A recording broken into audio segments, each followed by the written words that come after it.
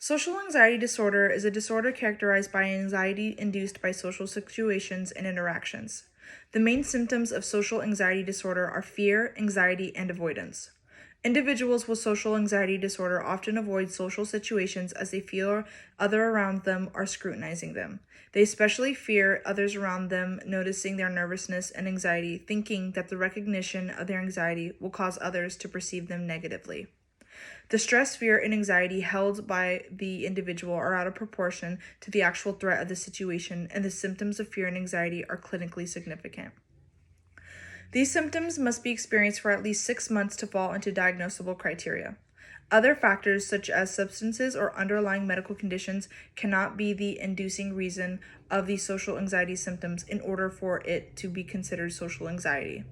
The prevalence of this disorder, experienced for at least a 12-month period, is 7% of the population in the U.S. Social anxiety disorder is heritable. Individuals with first-degree relatives who have social anxiety disorder are 2 to 6 times more likely to have social anxiety disorder than those who do not have first-degree relatives with it. The genetic component of social anxiety disorder is brought out by the environmental factors, especially the social models around them, such as their parents. Those with genetic predispositions to social anxiety disorder with parents who model socially anxious behaviors are likely to develop social anxiety disorder. With social anxiety disorder, there is abnormal activity in the amygdala, anterior cingulate cortex, and thalamus, which I have drawn out here.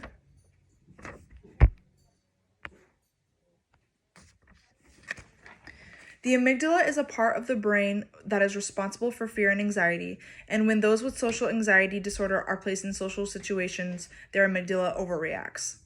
GABA transmitters are responsible for the fear and anxiety felt with social anxiety disorder.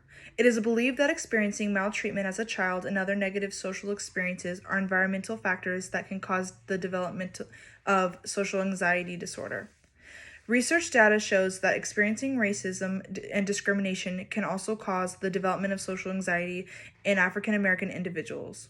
Those who have underlying personality traits, such as behavioral inhibition due to fear, also have a higher chance of developing social anxiety disorder.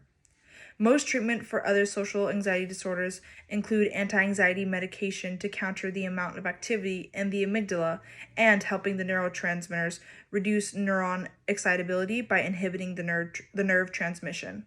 The main concern for side effects with anti-anxiety medication is the possibility of an individual becoming dependent or even addicted to the drug. Another limitation of taking medication as a treatment is that many individuals have other medical conditions that make it dangerous for them to take the anti-anxiety meds. This treatment is not an option for many people.